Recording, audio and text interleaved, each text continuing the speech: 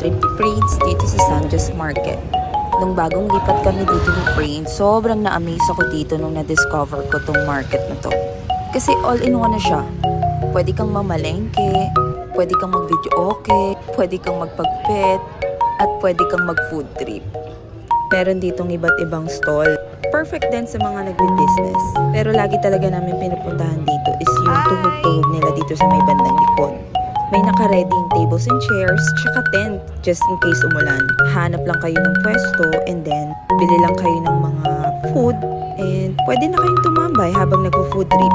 At kapag hapon, makikita nyo pa dito yung view ng Bundok Talim. Diyan sa gilid, meron din dyan sangyupan kung gusto nyo mag-sangyup. Kung may 100 pesos ka, perfect na. 25 pesos yung kwek-kwek, 20 pesos yung kikiam, 10 pesos yung mga palamig. Pero yung pinaka gusto ko dito sa lahat na drinks is yung Mango Royal. Kung ino-order doon ay yung Mango Plain. Enjoy dito si Prince kasi mahilig na siyang kumain ng kwek-kwek. Tapos may binibilihan siya ditong Korean store, mini store lang siya. And lagi siyang nabili nung parang malaking Yakult na tig 45 pesos.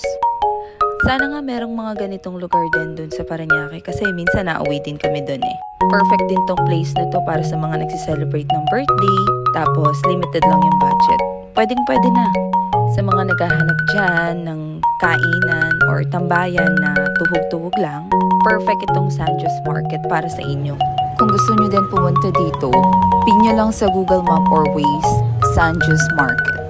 Mae-enjoy nyo to kasi super affordable siya.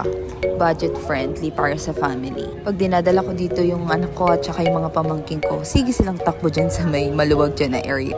Nakakatuwa lang kasi pagkatapos ko maglaba, magmamotor kami ng anak ko and then magmamerienda na kaming dalawa. Sa mga gusto naman ng inuman, dyan pagtawid, meron naman dyan padayon. May food tripan, may live band, may coffee, may cake, may sangyupan din, and may mga sizzling eme. Magkatapat lang yan, Sanjos Market and Padayon. Yan muna sa ngayon. Follow for more. Thank you for watching. Bye!